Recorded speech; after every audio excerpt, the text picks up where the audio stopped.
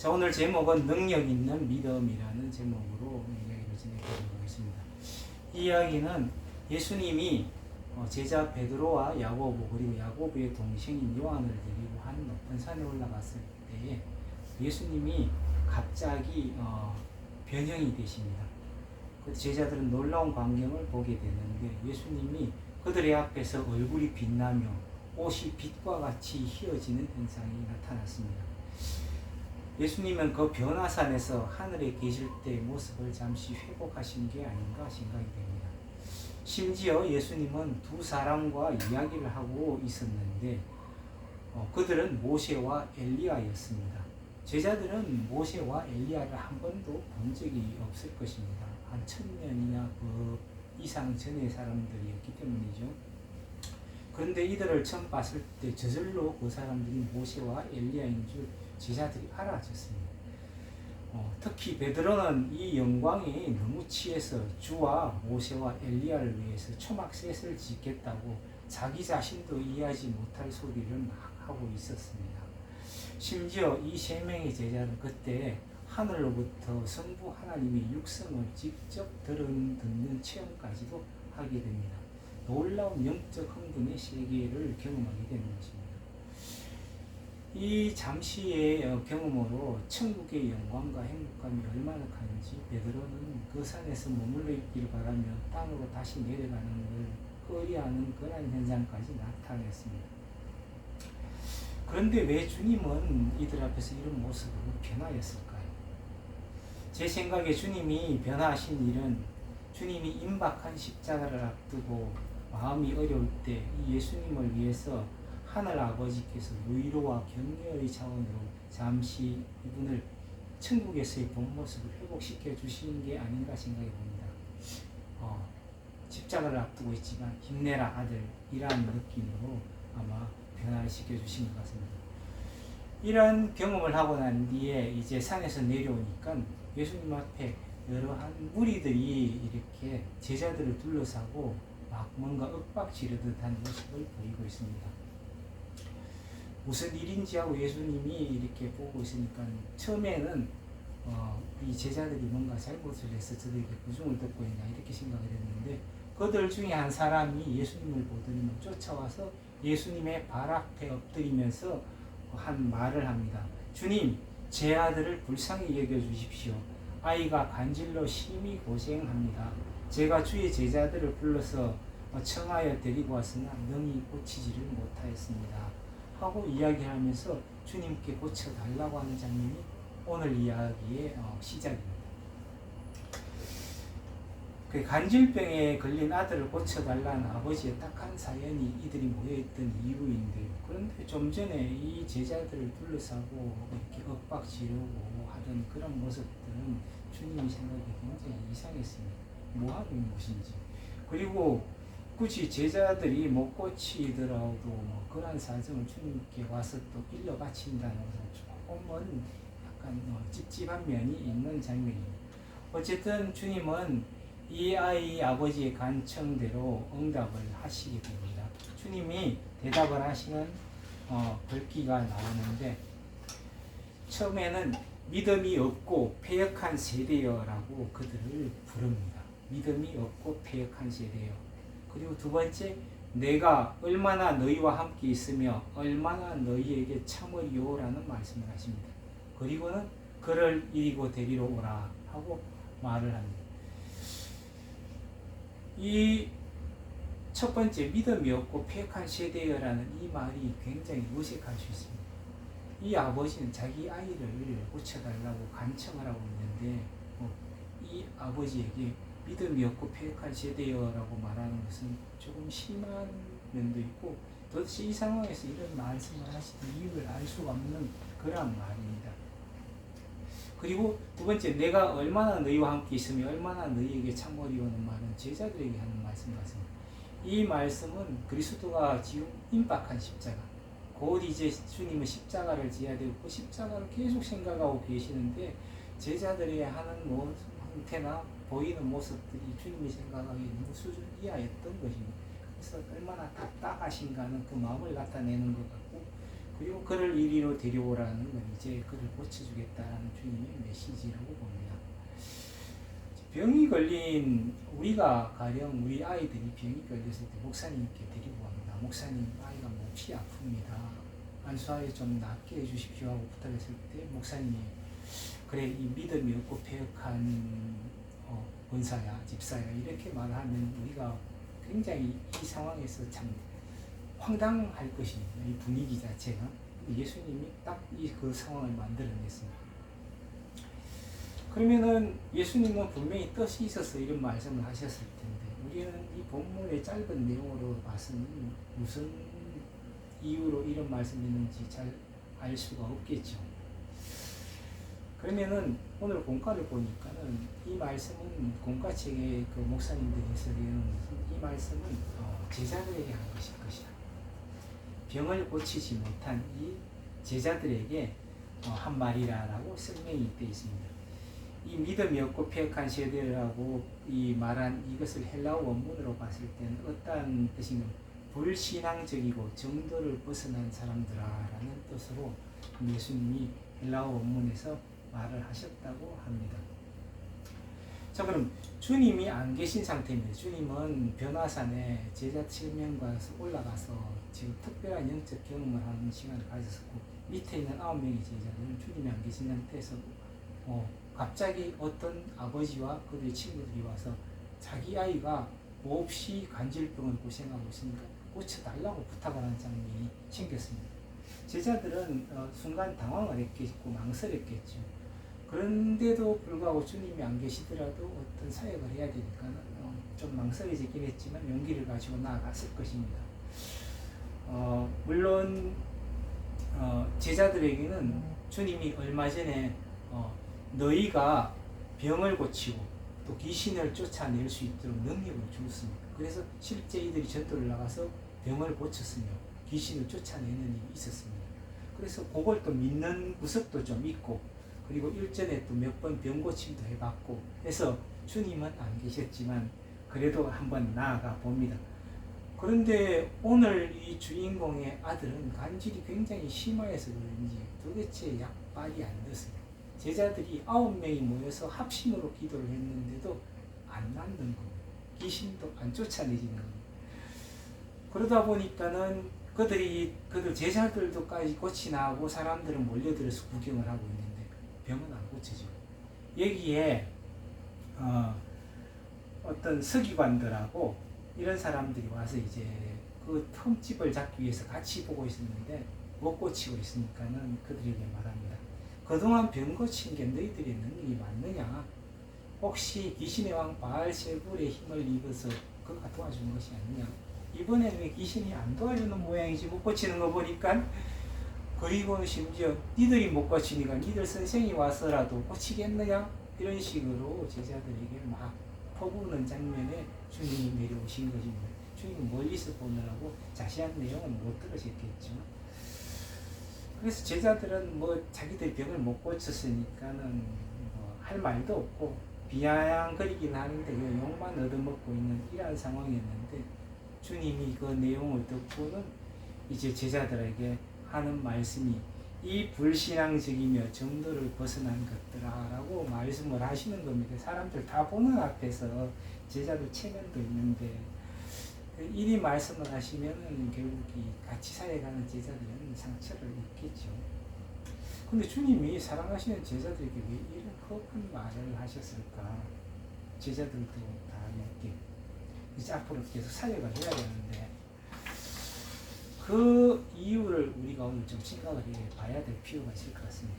어쨌든 제자들이 몹시 당황하고 이 순간 그 아이의 아버지가 아이를 데리고 옵니다.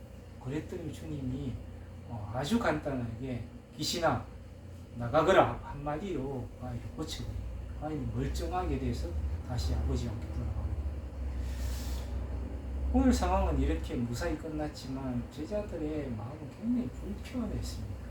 결국 처소로 돌아가서 제자들은 주님께 종용이 물어봅니다.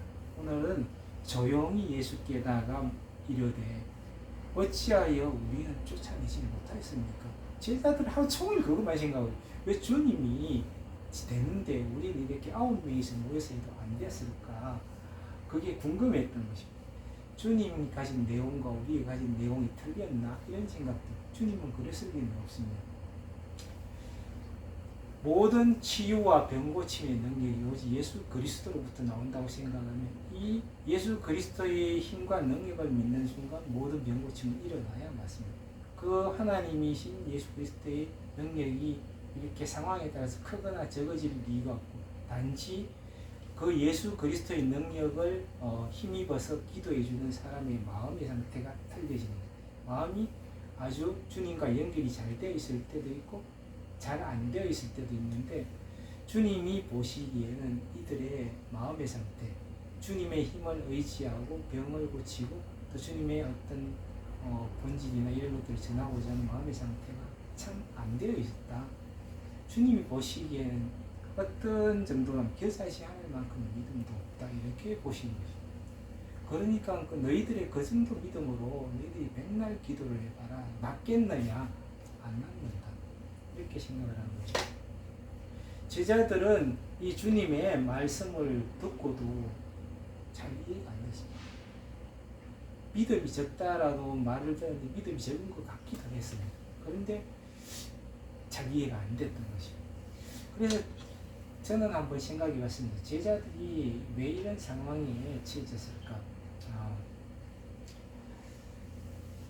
모세가 출애굽할 때 무리바라는 곳에서 이 이스라엘 백성들이 그에게 불평을 할 때 어떤 불평을 하냐? 우리를 이 사막과 광야로 끌어내서 목말라 죽게 하고 이리로 데리고 왔느냐? 우리가 애굽에 있으면 차라리 낫겠다라고 불평을 합니다. 그때 모세가 하나님께 기도를 하죠. 그러니까 하나님이 어떤 대답을 주시냐면 모세에게 지팡이를 가서 저 광야에 바위를 쳐라. 그러면 내가 거기서 물을 내겠다라고 합니다. 모세가 그 말을 듣고 백성을 다 모으면 백성 앞에서 있는 화 없는 화를 다 내면서 내가 너희를 위해서 물을 내랴 이러면서 바위를 지팡이를 갖고 딱 때려버립니다. 이 상황을 본 하나님이 이 약속한 게 있어서 이 물을 내기는 내야 되는데 하나님은 뭡니까? 하나님이 물을 주신 것이고 너는 그냥 그 도구로서 하나님이 물을 주실 것이니 하나님이 영광을 보라라고 바위에 손만 대면 쫙 터졌을 텐데 이게 마치 자기가 물을 내는 듯이 그렇게 액션을 취하고 앞에서 바위를 딱 치니까 이게 물이 안 나오면 모세 체면이 엉망이 될 거고 그러니까 할 수 없이 하나님이 바위를 깨서 물을 내겠는데 하나님은 이 사실을 아주 오래 기억하고 있어요. 이 괘씸한 놈이고 결국 요제 한 건 때문에 모세는 가나안에 못 들어갑니다. 오늘 제자들에게 이러한 마음이 있었을 것이다. 자기도 모르게 은연중에 주님은 안 계셨지만 그리고 우리도 뭐 몇 번 고쳐봤는데 안 되겠어? 우리도 주님에게 그동안 배운 게 있는데 우리 능력으로 안 되겠어? 예수의 이름만 되면 낫는 거 아니야? 이런 마음으로 나갔던 거죠. 근데 안 되었던 거예요. 이들은 입으로는 예수의 이름을 불렀는데 실제는 예수님을 조금 뒤로 밀어내고 나도 우리 선생님만큼 어떤 능력을 발휘할 수 있다. 다들 봐라 라는 마음이 좀 있었기 때문에 이들의 사역이 정상적으로 당연히 고쳐져야 할 이 귀신 쫓아내는 행위가 안 되었던 거라고 저는 생각을 합니다. 진짜 이들이 그 치유사역을 성공하려면 그 아이에게 손을 얹고 기도를 이렇게 해야 되겠죠. 주님, 저희가 올린 이 손을 통해 이 아이를 낫게 하여 주시옵소서. 우리의 모습을 온전히 지으시고 이 사람들이 우리를 보지 못하게 하시고 오직 주님의 역사와 주님만 바라보게 하시옵소서. 주님께서 고쳐주시옵소서 하고 그 아이에게 안수를 하고 기도를 했더라면 상황은 달라졌을지도 모릅니다. 그런데 그런 상황이 아니었기 때문에 예수님이 이렇게 몹시 책망을 하면서 너희들이 아직 멀었다라고 좀 믿음이 크다 이란 뜻으로 오늘 나온 사건이 바로 이 사건. 우리는 이 겨자씨 하나리에 대한 이야기를 굉장히 많이 들었는데 그 내면에 있던 주님의 마음까지는 아직까지 몰랐던 경우가 많습니다. 그래서 한번 그런 것들 생각해보는 좋은 주제라고 생각합니다. 말씀은 여기서 마치고 우리 가정의 기도 제목과 함께 같이 기도해야 될 것들이라고 생각합니다. 우리 가정은 제가 얼마 전에 사업에 실패해서 많이 어려운 점이 있었는데 우창 엄마가 많이 기도해주고 지금은 예전에 식자재 사업을 하다 망한 걸 지금 택배 쪽으로 넘어와서 한 4, 5년이 지나면서 조금 회복을 하고 있는 상태가 되죠. 많은 것들이 안정되고 그 중에 또 호찬이가 있는데 호찬이는 거의 모태신앙. 제 아이는 엄마 뱃속에 있을 때부터 교회에 가서 계속 기도를 받고 우리가 100일 철회 같은 거 다닐 때는 교회에서 그냥 우리 무릎을 떼고 잤습니다. 막 기도한 그렇게 큰 아이인데 지금은 전혀 제가 보기엔 믿음이라고는 부경할 수가 없는 막 그런 그냥 교회만 다니는 겁니다. 교회만 이런 상황이 진짜 정도 모태신앙인에게 참 믿음이 없다. 그래서 모태구나. 그런 생각도 막 듭니다. 오늘 호찬이가 자기 장래를 좀 생각해 꿈을 찾아갈 수 있도록 또 하나님 앞에서 길을 잘 찾아갈 수 있도록 잠깐 기도해 주시고 또 우리 박선영 집사님 빨리 회복되어서 함께 할 수 있도록 또 마음을 모아주시고 그 다음에 우리 또 지난번에 누구였었죠? 성결 성도님이 폐 쪽이 좀 약하신 것 같은데 건강을 빨리 회복하셔갖고 건강만큼 또 믿음도 같이 회복되는 역사가 있습니다. 이런 제목들을 잠깐만 기도하시는 마무리하겠습니다. 사랑하는 주님, 저희들에게 모여서 저희 식구에 대해서 참으시고 주님, 우리들이 신앙생활을 아버지 모든 것들이 주님의 아버지 주님의 오늘 아이를 고쳐주신 우리 식구들의 모든 병들을 고쳐주신 놀라운 역사가 있으시니 너희가 난 사람을 위해 기도하는 큰 말씀이 주님의 기도의 말씀이 아버지 우리가 아버지 우리의 마음이 전해지게 하시면 아버지 걱정과 신앙 또 육신에 대한 걱정을 하지 않은 모든 것들이 물리치는 역사가 있으시고 아버지 선생님 우리 선생님 빨리 나와서 우리와 함께하는 귀한 은혜의 역사가 일어나게 하시면 오늘 이 자리에 참여하던 김기현 집사님 아버지께서 기억하여 주셔서 그들의 건강을 속히 회복하고 늘 피곤하지 말게 하시고 아버지 피곤하고 고난 가운데서도 하나님을 기억하는 우리 귀한 집사님들의 예수의 도와주시옵소서. 오늘 이 모든 순간에 사랑하는 주님, 모든 자를 측은히 여기시며 특히 병난 자와 아픈 자와 약한 자를 특히 사랑하여 주셔서 고쳐주시고 회복시기를 주시기를 좋아하셨던 우리 주님, 주님의 마음을 의지하며 오늘 우리가 함께 기도했습니다. 우리 성기원 성도님 그리고 우리 박 집사님 또 우리 김진옥 집사님 주께서 잘 기억하여 주셔서 건강을 회복시켜 주시고 또 이 회복되어서 속히 하나님의 전에서 좋은 믿음의 시간들을 보낼 수 있도록 우리 주님 도와주시옵소서. 주님께서만 할 수 있는 일을 오직 기도합니다. 그 시간을 우리에게 빨리 당겨 주시옵소서. 사랑하는 우리 주 예수 그리스도 이름 받들고 기도드립니다. 아멘. 찬송가 292장 부르시는 성금 드리겠습니다.